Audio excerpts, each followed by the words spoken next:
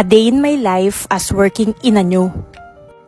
Every Monday, since galing ng rest day at kumpleto naman ng tulog, hinahatid ko ang asawa ko sa sakayan ng point-to-point bus na papuntang Makati.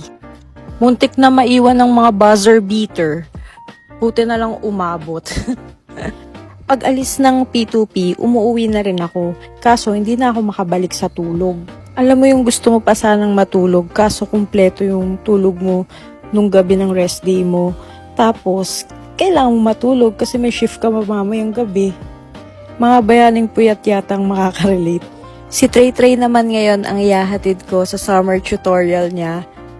Alam nyo kung taga Cavite City kayo or taga Noveleta, tapos meron kayong nursery or kindergarten na anak, try nyo dito sa Phronesis Learning Center. Inclusive school to, tapos sobrang maalaga ng mga teachers dyan. Iniwan ko muna si Trey para makipila sa taho. Ay mali. Maya-maya susunduin na natin siya. After mag-lunch, pupunta naman kami sa speech therapy ni Trey.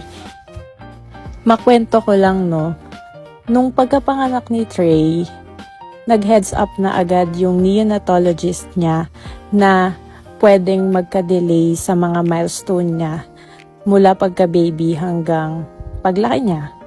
Kasi nga, 27 weeks lang nung pinanganak ko si Trey.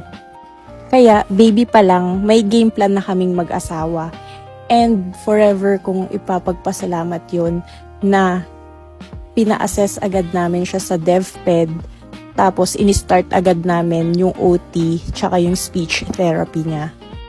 Kasi ngayon, nakakasabay na siya sa mga ka-age niya. Mahal ang DevPed assessments and pati na rin yung therapy. Nagre-range ng 1,000 to 1,500 per hour.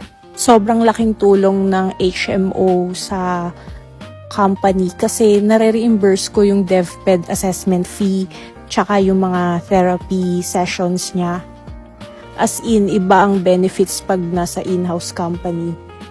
Hindi lang para sa empleyado, pati dun sa mga dependents mo. So ayan, nandito na kami sa train and hintayin lang namin matapos yung session ni Trey for speech. After ng session, uwian na. Papasok pa ang nanay sa work, buti na lang. Work from home, thank you Lord.